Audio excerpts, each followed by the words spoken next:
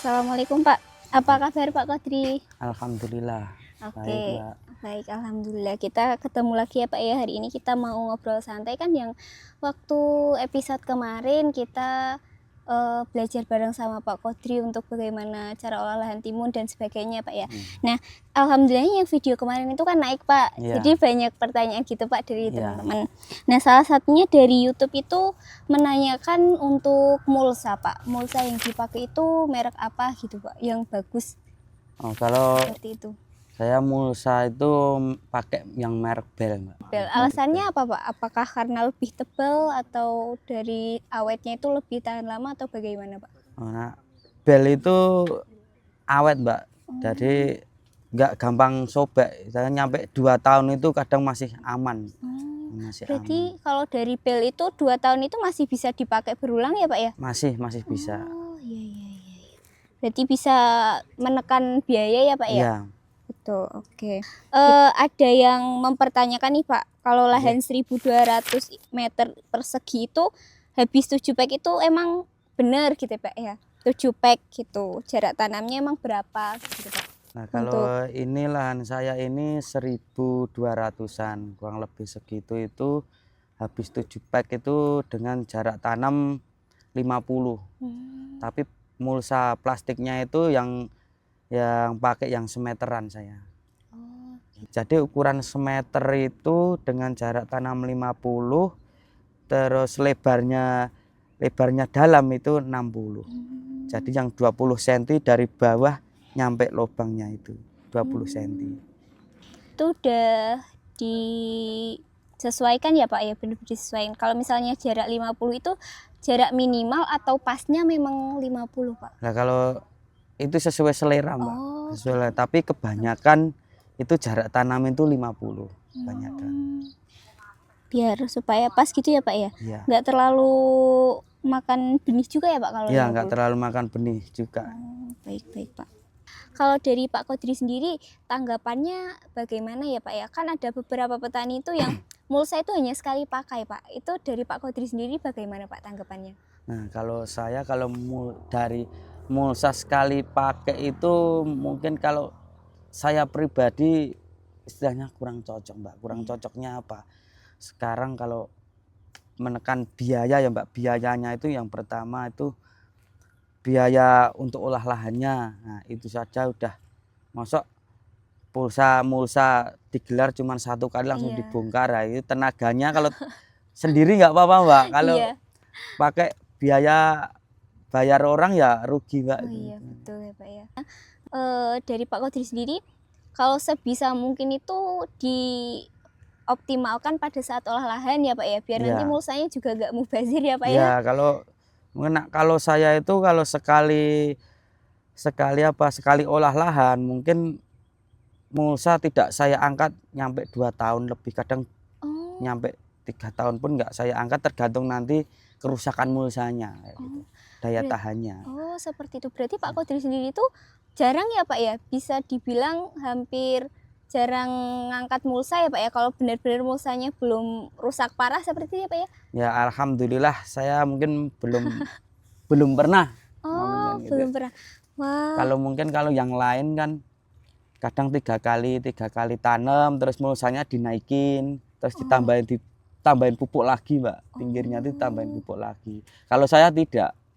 Nah, mungkin kalau saya lubang 2, Mbak. Jadi lubang 2 itu yang satu, kalau yang pertama ini lubang pertama buat nanam. Nah, kalau yang ini nanti tak lubangin lagi pinggirnya kurang lebih ya jarak 10 cm. Nah, itu nanti tanamnya sampingnya lagi. Terus ini buat naruh pupuk lagi. Kalau sebatas kalium tinggi itu bikin besar buah sampai ukuran begitu itu betul nggak sih Pak kalau menurut Pak Kodri gitu ya? Cuman sebatas kalium itu apakah memang bisa memperbesar timun sampai yang kemarin kayak gitu Pak? Terus apakah masih pakai ZPT juga gitu Pak Kodri? Kalau saya ya contohnya kalau saya itu timun itu pakai kalium tinggi itu ya perlu, Mbak. Soalnya kalau nggak ada kalium itu kadang daun kan pada rontok juga lah, terus kadang buah di atas itu pada tidak jadi. Jadi kayak bunga jantan kan nggak jadi itu. Nah, terus jadi kalau dipacu pakai kalium itu kan pertama buah tidak rontok juga, terus buahnya mungkin dari segi berat pun beda. Dari segi berat pun beda. Berarti apakah besarnya itu hanya sebatas pakai kalium atau ada penambahan ZPT seperti itu Pak? Oh, kalau ZPT kemungkinan ya mungkin kalau apa di obat-obat itu mungkin kan ada yang ada ZPT-nya, ada yang tidak, tergantung kita menggunakan obat apa. Contohnya kalau saya kan pakai kalau obat jamur ya, obat jamur funginya itu kan ada ZPT-nya. Terus kalau pacuan mungkin kalau pacuan kaliumnya mungkin saya ya nyampe panen ini saya menggunakan itu Dewa Dewi itu kasih. Itu. Kebetulan juga Dewa Dewi sudah ada tambahan ZPT-nya ya Pak ya? Seperti ada. itu. Kalau menurut Pak Kodri ya Pak ya, kalau menanam timun itu untuk petani pemula itu cocok apa tidak Pak? Ya kalau itu tergantung selera juga sih Mbak. Kalau mungkin kalau menurut saya kalau lahan pertama itu biasanya tanamnya timun. Soalnya itu kalau timun itu membutuhkan nutrisi yang banyak. Nutrisi banyak apalagi lahan baru. Soalnya timun itu kan riskan penyakit. Ya itu istilah kategorinya kan marganya kayak melon, kayak timun itu kan istilahnya masih rentan penyakit. Itu, gampang terserang penyakit. Betul. Berarti kalau misalnya petani pemula tanam timun itu juga banyak yang harus dipelajari kembali ya Pak ya? Ya, terutama kalau saya mungkin selera petani beda-beda ya Mbak, cara tanamnya beda-beda, tapi mungkin kalau dari saya itu saya sarankan pupuk dasarnya. Nah, pakai pupuk dasarnya yang emang benar-benar diperhatikan itu. Kalau misalnya dari Pak Kodri sendiri, apakah ada rekomendasi Pak saat olah lahan itu untuk petani pemula itu harusnya pupuknya seperti apa saja yang digunakan seperti itu Pak? Mungkin kalau saya itu yang pertama itu olah lahan itu komposnya. Nah, komposnya itu harus benar-benar matang lah Mbak. Enggak kompos baru. Kalau baru kan mungkin nanti menimbulkan jamur. Nah, terus jangan lupa pakai dolomit. Dolomit kan untuk stabilkan pH tanahnya itu pakai dolomit kaptan itu, kapur pertanian itu. Nah, terus sama NPK-nya. NPK-nya itu kalau saya kan nyampur sendiri Mbak. N-nya pakai N-nya sendiri, fosfatnya sendiri, kaliumnya sendiri. Jadi saya tidak beli NPK jadi. Nah, tidak beli NPK jadi. Saya belinya itu terpisah itu loh Mbak. Antara N urea atau ZA.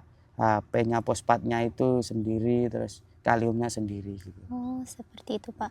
Berarti memang kalau untuk petani pemula PR-nya yang utamanya harus mereka pelajari terlebih dahulu adalah bagaimana cara olah lahan yang baik supaya ketika lahan itu sudah selesai habis masa panennya masih bisa digunakan kembali ya Pak ya. Istilah lain, lahan janda tersebut masih bisa produktif ya Pak ya.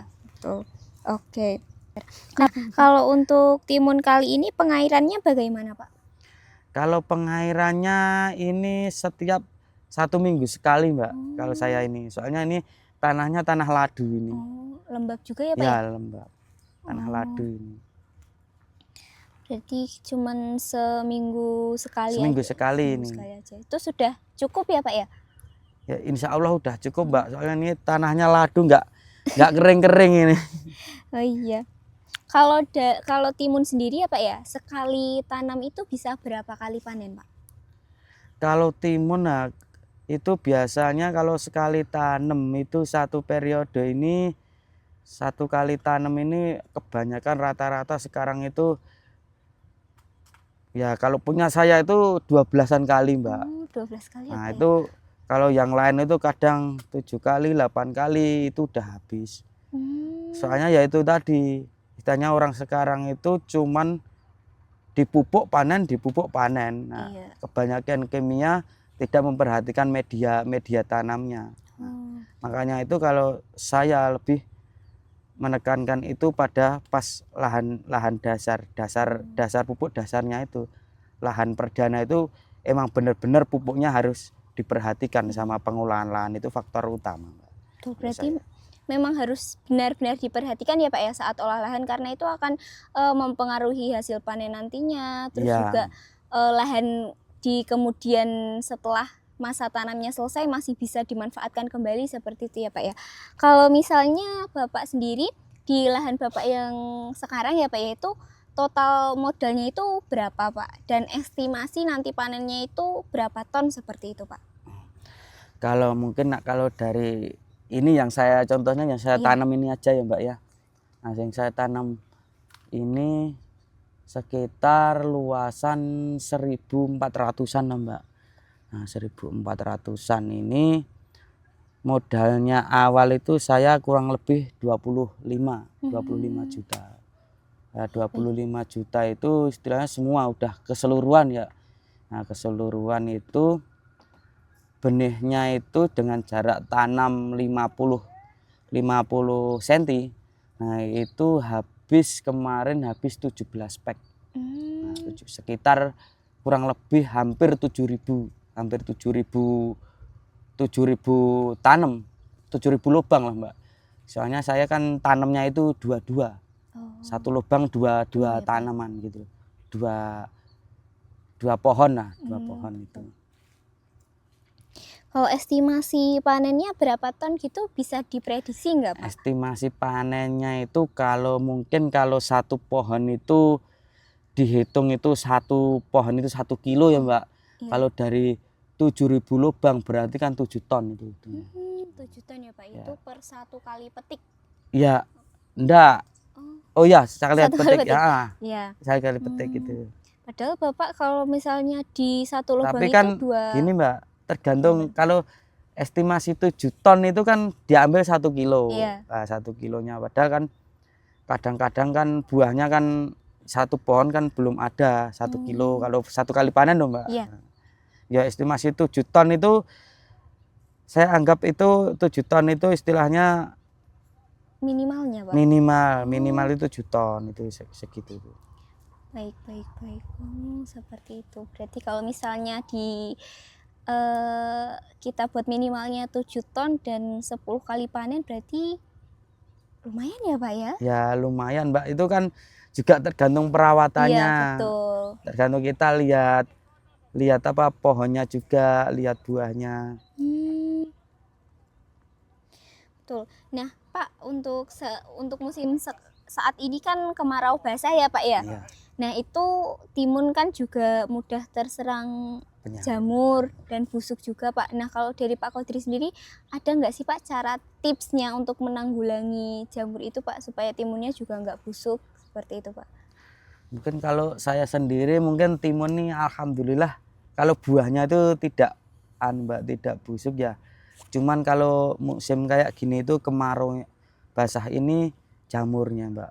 Jadi kita harus rutin lah Mbak penyemprotan fungi itu sebelum kena itu harus kita pencegahan dulu. Oh iya Pak. Pencegahan itu utama kalau saya Mbak. Lebih baik mencegah ya Pak ya? Iya, lebih baik mencegah daripada mengobati kan. Iya betul, mengobati malah biayanya lebih besar lagi ya Pak ya?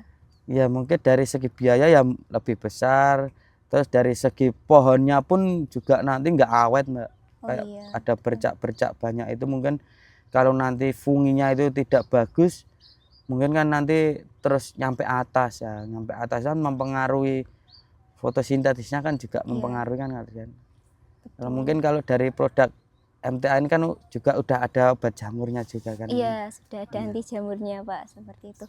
Tapi kalau misalnya ini kan kalau misalnya dari produk kami kan hanya sedikit penambahan saja ya Pak ya untuk mencegah jamur. Tapi dari Pak Kodri sendiri untuk yang biasa dipakai itu fungisida merek apa Pak? Biar teman-teman juga tahu rekomendasi dari Pak Kodri itu apa seperti itu Pak. Saya fungisidanya itu bahan aktif aja ya Mbak ya. Bahan aktif. Mungkin kalau pemukul itu mungkin ya pakai yang sistemik dulu Mbak. Oh, yang sistemik. baik, seperti itu. Berarti diusahakan pakai yang fungisida sistemik dulu ya Pak ya kalau rekomendasi dari Pak Kodri seperti itu.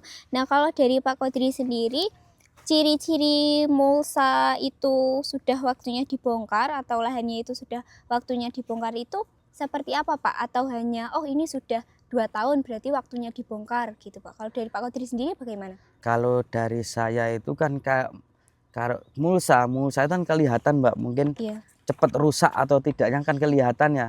Mungkin kalau saya waktu bongkar itu saya lihat tanamannya. Kalau itu nanti ditanami itu istilahnya dari segi panen udah menurun, terus pohonnya itu udah nggak subur, kurang subur, walaupun itu ditambahin pupuk susulan, itu kalau udah nggak subur berarti ya itu udah waktunya bongkar. Kalau kalau saya gitu. Kadang ada juga sih yang belum istilah mulsa belum rusak, nutrisi udah habis dibongkar gitu. Tapi kalau dari Pak Kodri sendiri itu yang sudah dialamin selama berbudidaya ya Pak ya, itu kurang lebih 2 tahun Pak untuk pembongkaran. Kurang lebih 2 tahun Mbak. Ada yang sampai lebih dari 2 tahun Pak? Ada. Waktu nanam apa itu Pak? Itu saya itu waktu timun itu 3 kali. Timun 3 kali, terus paria, kacang panjang, paria, terus terus gambas, oyong itu, terus paria lagi, terong. Nah ini yang terakhir kayaknya nih Mbak, mau tak terong lagi. Oh berarti masih dilanjut lagi ya Pak untuk lahannya. Oh seperti itu. Berarti hanya penambahan pupuk dari lubang yang satunya aja ya Pak? Iya. Pupuk yang, tapi ya itu tadi Mbak, kan mungkin juga ada pertanyaan apa cuman penambahan pupuk. Iya betul. Satu lubangnya tadi kan. Nah mungkin kalau saya itu pengolahan lahannya kemarin Mbak. Pengolahan lahannya itu kemarin saya juga ada yang bagus lagi Mbak. Itu kalau mau olah lahan itu pakai air Mbak. Jadi dibakali kayak mau nanam padi.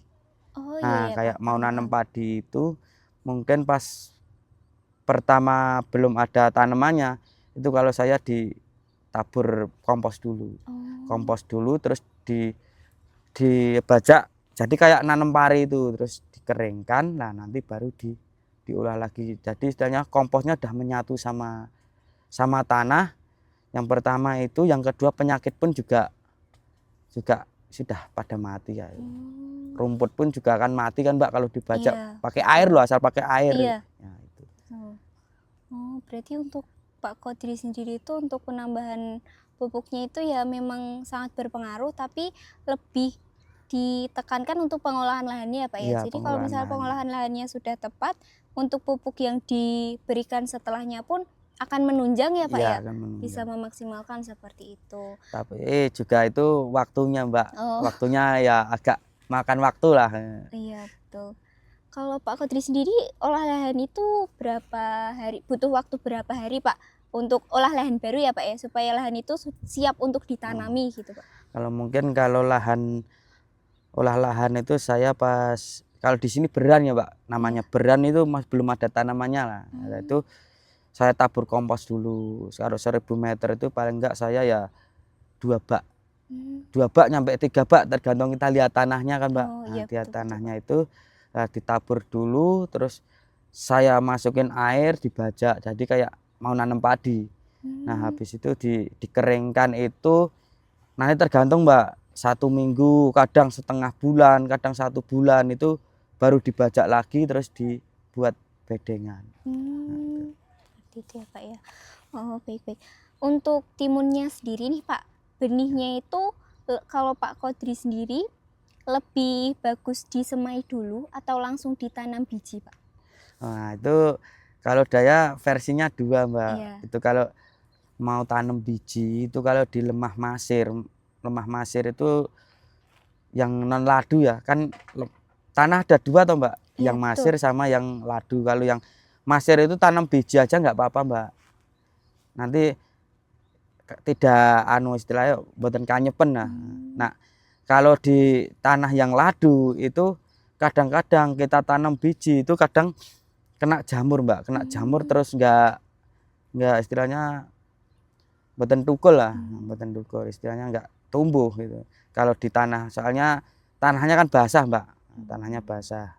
Mungkin kalau di tanah basah mungkin saya pakainya itu malah disemai dulu. Oh. Dan hasilnya pun cepat yang disemai, Mbak. Oh. Sebenarnya tapi ya Oh, seperti itu. membutuhkan biaya juga. Oh, iya. Tambah Berarti biaya. kalau dari Pak Kodri sendiri itu tergantung kondisi lahannya ya, Pak ya? Kondisi lahannya. Oh, berarti ya bisa disemai, bisa juga Iya. kadang pakai yang opsi langsung ditanam biji Iya, seperti itu ya, tanam Pak ya. biji. Tapi Ya. kalau lebih bagusnya disemai dulu, tapi memerlukan Kan biaya ya dan waktu yang tambahan lebih biaya, ya, Pak. waktu yang lebih. Oh iya, seperti itu. Jadi itu kembali ke selera masing-masing saja Iya, ya, Pak ya, kembali ke kalau selera seperti itu. masing-masing itu. Baik, kalau kan ada beberapa timun ya, Pak ya, yang suka pahit atau bengkok seperti itu. Nah, Pak Kodri pernah mengalami itu nggak sih, Pak? Nah, kalau semisalkan iya, itu cara mengatasinya seperti apa, Pak? Kalau yang pahit timun kan ya saya juga pernah ya, Mbak ya. Iya. Tanam timun yang pahit sama yang tidak pahit. Nah, itu kalau menurut saya itu timun pahit atau tidak itu dari bibitnya, Mbak. Oh. Dari bibitnya. Kadang juga timun ada yang kalau dimakan kriuk itu, Iya. kriuk, kadang ada yang agak semu-semu manis, ada manisnya juga Iya, ada. betul. Terus ada yang pahit pun ada, Mbak. Walaupun itu di tengah pahit ada juga. Itu dari bibit, Mbak, kalau saya, Mbak. Oh, Dari baik. jenis bibitnya, varietesnya apa gitu. Kalau Pak Kodri sendiri yang sering ditanam itu timun varietas apa, Pak? Kalau mungkin kalau timun besar gini saya pakai varietasnya itu dari panah merah, Mbak. Oh, dari panah merah ya, Ya, Pak ya? dari panah merah. Baik, baik. Oh, seperti itu. Nah, untuk bengkoknya sendiri itu faktor apa sih, Pak? Kalau dari tanggapan Pak Kodri ya, Pak ya? Kalau bengkok, timun bengkok itu kalau menurut saya yang pertama itu pengaruh dari nutrisi. Mungkin kalau nutrisi mungkin buahnya banyak, kalau nutrisi tidak mencukupi mungkin kan pembuahannya kan buahnya Iya, bengkok. kurang maksimal ya, Ya Pak ya? kurang maksimal. Iya. Terus kadang kurang kalium juga. Nah, Hmm. jadi kan kembali lagi ke awal tadi, Mbak, Iya, pupuk betul. dasar tadi kayak Betul, gitu. Pak. Jadi emang pupuk tambahan itu hanya mengoptimalkan pupuk Iya. dasar ya, Pak ya? Iya. Seperti Ya itu. membantu ibaratnya suplemen lah, Mbak. Iya, betul. Nah, berarti kita tidak bisa ya, Pak ya, kalau misalnya sembarangan pakai benih, terus misalkan timun yang saya tanam itu biar seger terus aku harus pakai benih ini gitu, nggak bisa, Pak? Ya kalau saya sendiri itu pertama pengolahan lahan, Mbak. Iya. Yang kedua pemilihan bibit. Nah, pemilihan bibit itu bibit yang cocok. Mungkin bibit kan ada varietasnya sendiri-sendiri, Mbak. Iya, Ada betul. yang di dataran rendah, ada yang di dataran tinggi.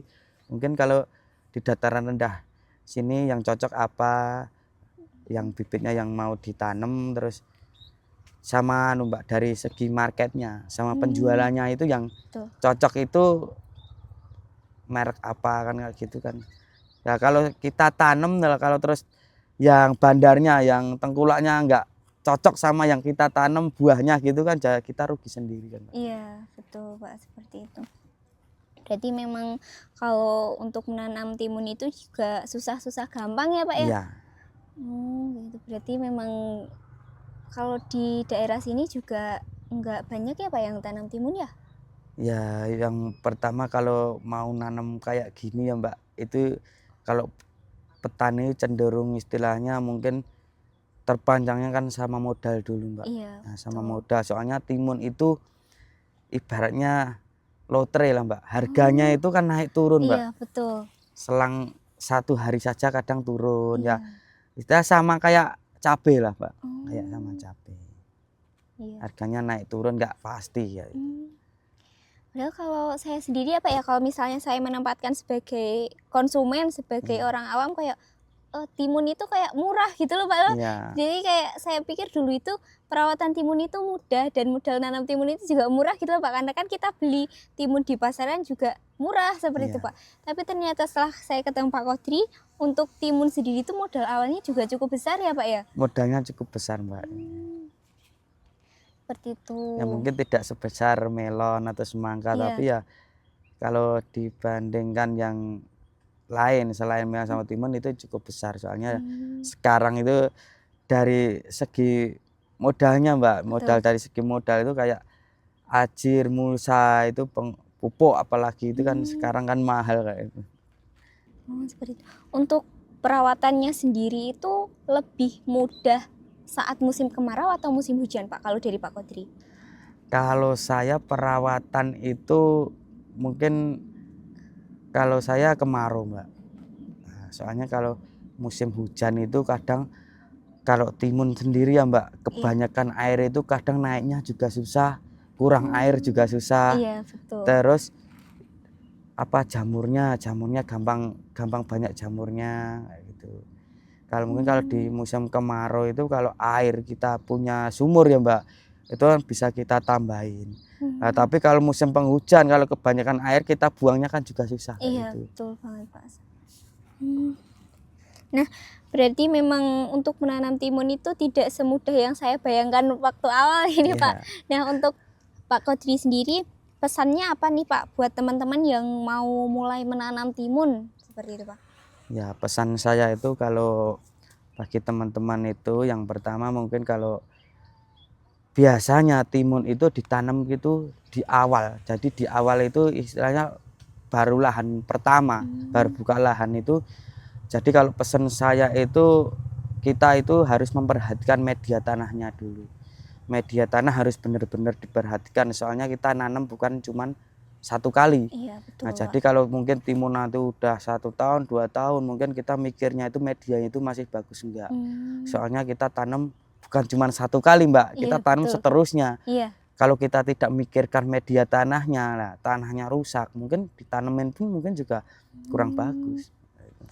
Sama itu tadi, kalau mungkin dari harga kita tidak bisa buat lah Mbak. Iya, Nah, betul Pak. mungkin kalau bagi saya sendiri bertani itu kita jangan lihat harganya dulu, oh besok itu bagus, besok itu gimana gitu. Kalau mungkin kalau pribadi saya itu sendiri mungkin kalau nanam sayur itu mungkin yang penting tanamannya bagus dulu. Kalau mungkin tanaman udah bagus berarti kita kan belajarnya itu mungkin udah pas lah Mbak, udah pas Iya, belajarnya. betul Pak. Jadi besok itu kalau mau nanam lagi itu udah nggak bingung gitu. Iya, betul. Tanya-tanya gitu nggak bingung. Seperti itu ya Pak ya. Berarti buat teman-teman yang misal memang sudah berkeinginan atau sudah berniat untuk berbudidaya timun, jangan coba-coba ya Pak ya. Iya. Ini bukan ajang untuk Iya. coba-coba, memang harus serius dan betul-betul banyak yang harus diperhatikan seperti itu.